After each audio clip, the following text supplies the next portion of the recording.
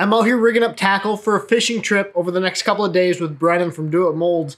And as I really started dialing in my tackle, the stuff that I'm going to need for fall smallmouth, I got to realizing that I really don't need finesse techniques this time of year. This is the time of year where I'm putting those baits away, and I'm going primarily with moving power fishing techniques. I'm going towards your crankbaits, your jerkbaits, and those aggressive presentations to catch fish. So I want to make a video for you guys talking about the baits that I'm going to be throwing, but also the approach that you can use and apply to your own fishing strategy to use power fishing tactics to catch big bass during the fall time months. So let's dive into this thing. Now, if you guys don't know who I am, my name is Benjamin Nowak, and this channel is dedicated to sharing with you guys my fishing trips, some tips, and my experiences on the water. So if you guys enjoy that style of content, please consider subscribing to the channel and let's grow this community. But without further ado, let's dive into this thing. Kind of elaborating on that little introduction that I just put together for you guys, I'm kind of intrigued by the fact that power fishing techniques work so well during the fall. And this is the time of year where a lot of guys, I think, downsize. They think they have to go to small swim baits. The water temps are cooling off. But for me, the fall time of year is the best time of year to actually fish aggressively.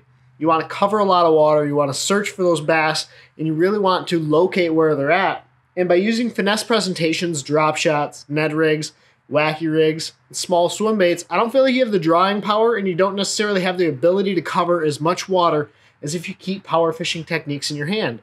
If you keep these baits that you can cover water with and move through areas really quickly, you can cover that water more effectively, locate more bass, and have the shot at not only catching more fish, but targeting those bigger fish that are in the school.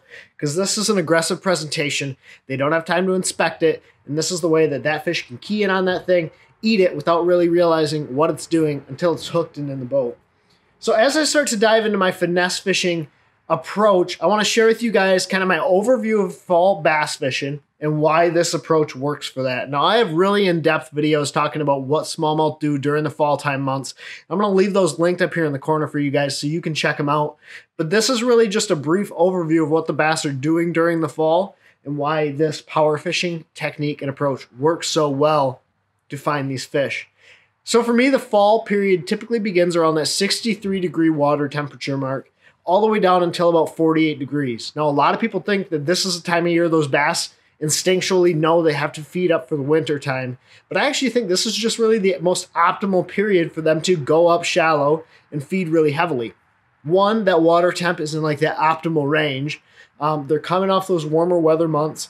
Their metabolism is still high, so they're able to feed really aggressively, but also access to bait and access to food source is really, really at a premium. There's a bunch of fish and bait fish up in shallow water. It makes them easy to ambush. You sit behind your shallow cover, wait for them to come by, and you feed. And you can also group together with your buddies and pretty much feast on these bait fish all fall long. And another thing that plays into this power fishing approach is that these fish are super bait fish oriented. So you're able to fish techniques that are moving through the water column, up in the column at faster rates of speed, and have a lot of success with this. As opposed to like the summertime where those fish are feeding on gobies or crawfish, or they're just kind of lethargically sitting in that deep water, hoping that something comes by. These fish during the fall time months are moving, they're following bait fish, they're feeding up in the column. And so by fishing moving baits, you can be really effective at matching what they're eating and triggering that aggressiveness that is just naturally brought out by those cooler water temperatures. So if we start to look at the baits that I'm going to be throwing during the fall time months, I don't think many of these are going to come as a surprise, but there's going to be some power fishing techniques that you might have to adapt to your style of water that you're fishing. Now, the first one and my favorite way to catch these fish during the fall time months is on a crankbait. And the reason I like a crankbait so much is that it can look like the forage that they're feeding on, but you can also adjust it to the water clarity that you're fishing and the style of body of water. So for me, I'm typically fishing a medium diving crankbait, whether I'm fishing the Great Lakes, glacial style bodies of water, or St. Clair. A medium diving crankbait like this Dredger 14.5 is what I like to go with. But if you're fishing smaller river systems or you're fishing shallower bodies of water, you don't want to go with a square bill or a flat-sided crankbait, just something that matches your style of body of water. And the colors that I'm choosing for smallmouth is also typically pretty simple. A lot of times these fish are bait fish oriented and the water's off colored because you have those fall winds and you have those heavy rains. So I'm going with bright chartreuse style colors like this chartreuse blueback or chartreuse brownback. And if that water clears up or I feel like I'm fishing around super finicky fish, I might go to more natural colors like your perch imitations, your shad imitators, or even your translucent colors. But I really don't get too crazy with color selection. I'll pretty much always start with the chartreuse base color and let the fish's mood dictate the color of the bait that I'm throwing. Now, another thing that's really cool about the fall time months is that because these fish are so keyed in on bait fish, a lot of times they're orienting up. They're feeding up in the water column. So I'm not driven to fish this bait on the bottom. And this is kind of counterintuitive to the way that a lot of guys fish crankbaits when they're fishing for largemouth. You don't have to constantly make contact with bottom when you're fishing a crankbait during the fall. Because the smallmouth are baitfish oriented, because they're feeding up in the water column, you can actually take this bait and fish it above their heads and get those fish to come out and eat. And there's a couple of actual benefits to being able to fish this bait up off the bottom. Not only can you fish it more quickly, but you can also upsize your equipment. And what that means is you're not going to have to retie as much, you're going to be a lot more efficient, and you don't have to worry about breaking off near as many fish. I'm actually going up to 16-pound test fluorocarbon with this 14.5-foot bait, and I can fish this all the way down into about 8 to 10 foot of water without actually dredging the bottom super hard. So a 14.5-foot diving bait on 12-pound test line, when you put it on 16, is only going to get down to about 9 foot of water. So by upsizing your equipment, you get to be a lot more efficient out there on the water. The rod that I like to pair this with is the TFO Tactical Glass. It's a 7.4 medium heavy. It's a composite rod, and what that means is it's carbon fiber and glass mixed. So that's going to allow that fish to get that bait. It's going to be a little bit less sensitive, which is fine with me. I just want that deep parabolic bend in the rod so it keeps those fish pinned when they eat the small treble hooks on this thing. And then the reel I'm pairing this up with is the Abu Garcia Revo Ike series in the 6:6 to 1 gear ratio. Sort of that middle of the road, and that for me is the perfect speed when you're fishing a crankbait. Now bait number 2 is a smallmouth staple, and probably one of the most fish catchingest smallmouth baits there is, maybe with the exception of a tube and a drop shot, and that is a jerkbait. And the reason a jerkbait is so effective is that it triggers not only reactionary bites, but also feeding strikes from these bass. And you can really make it look like what these fish are feeding on. But another great thing about fishing a jerkbait is your ability to cover water. Again, that's pretty much going to be the theme of all of the baits that I'm going to be talking about. You just want baits you can cover water with, move through water quickly, and fish it above their heads. You want these fish to come up and attack it, and there's not a much better bait for that than a jerkbait. And the bait that I have tied on right now is a Berkley Stunna 112 in a perch color. Like I mentioned, I'm really trying to imitate what they're feeding on, and so that perch color is a great imitation. I could also go to a shad color with a white base, or if the water gets off colored, I'll go to like a purple back with a chartreuse belly. But for the most part, fishing your standard favorite jerkbait is going to catch fish during the fall if you get the right conditions where they're feeding up and they're looking for a jerkbait. Just match the color to the water conditions. In clean water, you might want something translucent. In maybe overcast conditions, you go to something with a white base. And if the water gets off color, go to something with that chartreuse belly on it. And don't be afraid to go to that chartreuse belly bait, even in clear water situations. They can see it from a long ways, come up and find it from a long ways away, and they'll still hit that bait, even with the chartreuse belly in the cleanest of waters.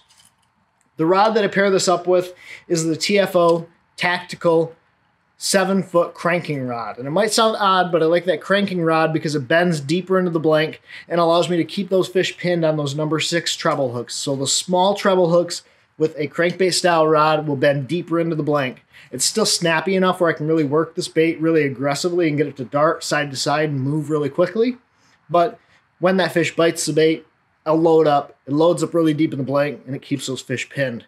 I am fishing this on 10-pound test fluorocarbon line. I think that gives your bait the best action, and I don't really vary from that much at all throughout the year. That 10-pound test lets that bait do what it's supposed to do. I'm not worried about the cover. This isn't hitting bottom, and I get to maximum depth, get the best action with that 10-pound test fluorocarbon. Then the reel I'm throwing it on is an Abu Garcia Revo ALF 8 speed gear ratio reel. 8 speed gear ratio just lets me maintain contact with that bait and pick up line quickly when that fish eats it and comes to me. So that's my setup number 2. Continuing with this theme of moving baits up in the water column, this one is a swim bait. Now for me, a swim bait is such a powerful tool during the fall time months because you can really have a ton of control over this thing. If the fish seem to be eating lower in the water column, you can adjust the head size, you can adjust the retrieve speed, and you can really adapt to what these fish are doing with the swim bait, as opposed to some of those other techniques where you have to change baits or change parts of your equipment to be successful. With the swim bait, you can just make small adjustments and make this bait do a variety of different things. Now, what I have tied on here right now is a Berkley hollow belly 4-inch in HD True Perch color. I like this. It looks like what those fish are feeding on. It also has that white and chartreuse base, so it'll stand out in clear water as well as in dirty water, and it's a really versatile bait. It also puts off a lot more thump than maybe your standard Kitech or Power Swimmer style swim baits, and a lot of times in the fall when those fish are really keying in on bait fish and they're looking for something different, this can be a great presentation that will get you bites over your standard style swim baits. That's not to say your standard Power Swimmers won't work, your 3.3, your 3.8-inch swim baits, but having a little bit more thump in that off-color water typically for me draws me some more and bigger bites. The head that this is paired with is a 1/2-ounce swim bait style head. You can pair it with whatever size you need to get to the depth that you're looking for. A lot of times I'll start with that 3/8 or 1/2-ounce size and change accordingly to how deep I want to fish that bait. One of the biggest keys though is just matching your hook diameter, your hook size to the rod that you're using. So this is a little bit heavier gauge wire hook, but that is because I'm fishing it on a heavier power rod. So this rod here is a 7.4 heavy tactical TFO bass rod. And the reason I like this is because it can make a long cast, and if that fish eats it on the fall at the end of the cast, I can really set the hook on them with this a long ways away from the boat. But if you're fishing lighter wire hooks, you can go to lighter power rod. You just have to match your gear to the equipment that you're using. So keep that in mind. I am fishing this on 14-pound test fluorocarbon line. That's just my standard line size that I like to go with when I'm fishing a swim bait, and an Abu Garcia Revo SX reel, 7:3-to-1 gear ratio. So you really have to kind of pay attention to your retrieve speed because that's going to adjust the way that your bait acts in the water. But that 7 speed gear ratio lets me pick up line quickly if that fish eats it on the fall or eats it coming to me. So there's a lot of benefits to going to a 7 speed instead of a little bit slower 6 speed gear ratio. When you're fishing a swim bait, the biggest key is understand what that bait's doing, understand how those fish are tracking it, how those fish are feeding on it, and you're going to have a lot of success this fall when you're fishing a swim bait for smallmouth. But it's a great tool that catches a lot of big fish. Some alternatives to a swim bait that you can add to your arsenal will be a spinnerbait or a small A-rig or even an underspin. So this is kind of a trick that I did a couple of years ago. When that water gets off colored and they're still eating a swim bait or they still want that swim bait, maybe they're bumping it, is you change up to an underspin head, and that little blade that's on the bottom of that thing will draw those fish to that bait, give them a little bit more to key in on, or you switch to a spinnerbait. So kind of adjust based on the conditions, the water color. Typically for me, a swim bait is a cleaner water approach, but if the water is off color, go to a spinnerbait, go to an underspin, maybe change your bait out to a chartreuse style bait or dye the tail chartreuse, and you can get some extra bites when you're fishing a swim bait in those dirtier water situations. And although this last technique is thrown on a spinning rod, I don't necessarily consider this a finesse style approach, and that is a tube. A tube to me is such a powerful bait because it imitates a variety of different styles of forage, but because of that spiral on the fall, you're gonna get bit as if it's a power fishing technique. You're also able to fish a little bit heavier line. You can fish it a little bit more aggressively with bigger hops, with bigger movement on the bottom. And so to me, a tube is not necessarily a finesse style presentation. You can fish it slow, you can dead stick it, but to me, this is a great approach when you're looking for those fish that are keying in on bait fish closer to the bottom. The tube I have tied on is a 3.5-inch Goby style colored tube. It's a Berkley Max Scent 3.5-inch Goby color, which is green pumpkin, purple, and gold flake. Really any tube in that 3.5-inch size, purple gold flake with green pumpkin base color is going to be a great choice when you're fishing for fall smallmouth. It can imitate gobies, imitates perch, imitates a variety of different styles of bait fish, as well as crawfish. And so this is really an all-around great imitation when you're fishing during the fall time months. Also keep in mind that this can be a great bait to pick apart areas. Maybe when you get bit on a crankbait and the bite slows down, or you get bit on one of those other power fishing techniques and the bite slows down a little bit, pick up a tube and you can maximize your bites and really pick that area apart to get the most out of that spot. So a tube is a great approach that's not quite as finesse as maybe a Ned rig or a drop shot. The rod I'm throwing this on is a TFO Tactical Elite 734. That means it's a 7'3" medium power rod. And then it's a Abu Garcia Revo X Reel 30 size, 20-pound test braided line to 8 or 10-pound test fluorocarbon. I don't like to go anything less than 8-pound when I'm fishing the tube.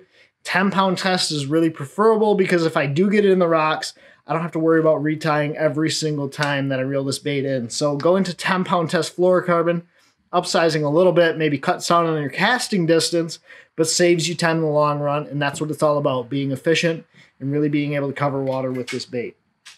So those are my 4 presentations. Now, as you can see, I'm not going super finesse. I don't have a Ned rig, don't have drop shot, and I'm not saying they won't work. So if those are baits you have confidence in, maybe you have them tied on as well.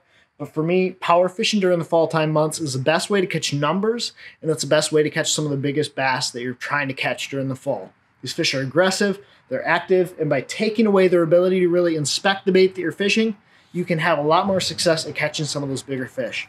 Now, as I mentioned at the beginning of the video, I have a fishing trip coming up for 4 or 5 days. I'm going out fishing, chasing big smallmouth bass across the state of Michigan. We're going to the Great Lakes, maybe some inland lakes, some glacial style bodies of water. So let me know in the comment section down below what you'd like to see in these upcoming videos, whether it's a specific bait breakdown, whether it's a specific technique or area breakdown. Let me know what you guys want to see so I can try to put out the content that you guys are interested in. But as always, thank you guys for watching. If you have any questions or comments, or want to check out any of the gear, it'll be linked down in the description below. So go down there, check it out. And as always, thank you for watching. Take care, tight lines. God bless. Pursue your passion.